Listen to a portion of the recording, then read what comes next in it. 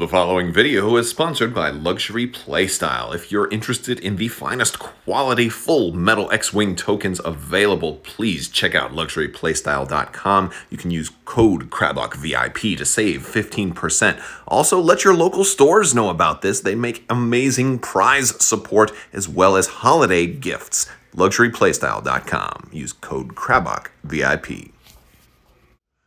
Hello there. What's going on, everybody? Today we're going to be taking a look at the Punishing One. This is from X-Wing 2nd Edition Wave 5, and I won't lie to you, I wasn't actually planning on doing an unboxing for this one, but I've had so many requests to go ahead and do that I've decided, you know what, let's go ahead and do it primarily so we can kind of compare it to the existing Punishing One, because I think a lot of people were kind of concerned on whether they should pick this one up, if there were some improvements made on the model or not. We'll also take a look at all the cards and upgrades and quick builds and everything that comes in the box. All right, so we've got just the ship here first, and we're gonna pull this thing out and take a closer look at the ship. So here it is. First off, looks real nice. Lot of detailing. I think they've given it some increased burn markings, give it a little bit more wear and tear, but still kept the colors pretty vivid. As with pretty much all of the 2nd edition ships, we do have some engines painted in there, and it's actually a pretty interesting engine glow, how it still seems to come from the center of the engine, even though the center isn't in the center of the painted area. So I kind of like the way they did the engine glow there. It looks pretty nice. I remember at first glance I was thinking that this turret was new, but I'm not sure if it is.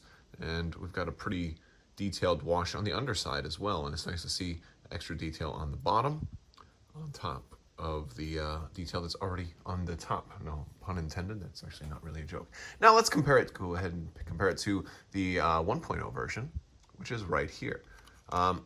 Initially, I can see a few slight differences with the paint. So let's start at the cockpit. 2.0 on the left, 1.0 on the right. We have a little bit more kind of scoring and a little bit of a different paint job on the paint surrounding the cockpit. Also, a little bit of a difference in some of the maybe some of the burn. It's just a little darker, for some of that wear and tear and like the ash and soot and stuff that's kind of scraped across the front. It's still present on the 1.0, but it's a little bit darker there.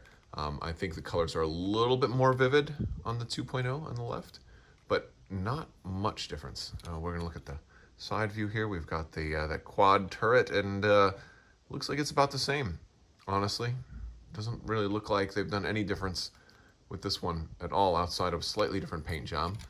Comparing the engines, obviously for 1.0 on the right, there's no paint on the engine. Checking underneath, very, very comparable, very, very similar. Maybe maybe a slightly different wash, but really, I don't see much of a reason to go ahead and pick up the 2.0 version. The biggest difference that I can see is like some of these lines of scoring around the cockpit versus this one where it's like complete. That's really the only real difference that's jumping out at me. Yeah, so still a pretty good ship. And if you wanted a second Jumpmaster, then go for it. Let's go ahead and look at the cardboard and the cards. All right, so here's our cardboard insert. We get a Jumpmaster dial, we get some tokens, we get our templates and a turret marker, and a condition token there, and that's pretty standard. And then we've got all of our cards. So for our cards, our first pilot's gonna be Dengar. Of course, you're probably very familiar with him. Just pointing out one little thing. I'm not gonna talk a whole lot about these cards because I don't think anything here is new, but this is something that drove me crazy with 2.0. The whole front arc symbol, that's you're gonna see that a lot, especially in this expansion, and how it means different things in different cases. But yes, so that's a lot of times when you see this symbol on rules text, it's applying to just the arc in general and not a weapon that shoots out of the front arc. We've got Tel Trevura, we've got Manaru, and our contracted scout. And again, the Jumpmaster's just got that 2 turret And, you know, it's not even like that awesome turret. It's just that single directional turret. So they really tried to weaken this ship in 2.0 compared to where it was in 1.0. You know, and I think maybe they've done a good job at it. We are going to get a listening device condition, and we're also going to have some upgrade cards to look at. So we're going to get a copy of Lone Wolf. We're going to get a copy of Advanced Proton Torpedoes. We're going to get a copy of Ion Torpedoes.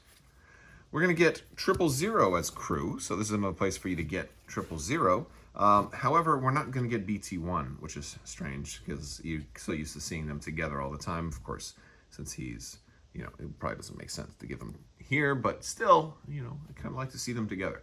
We're going to get Lots Razi. We are going to get that Informant to trigger that listening device condition. We're going to get a Perceptive Co-Pilot. Of course, we're going to get Dengar as a gunner. We are going to get R5 P8. And we're going to get the R2 Astromech. We're going to get Contraband Cybernetics.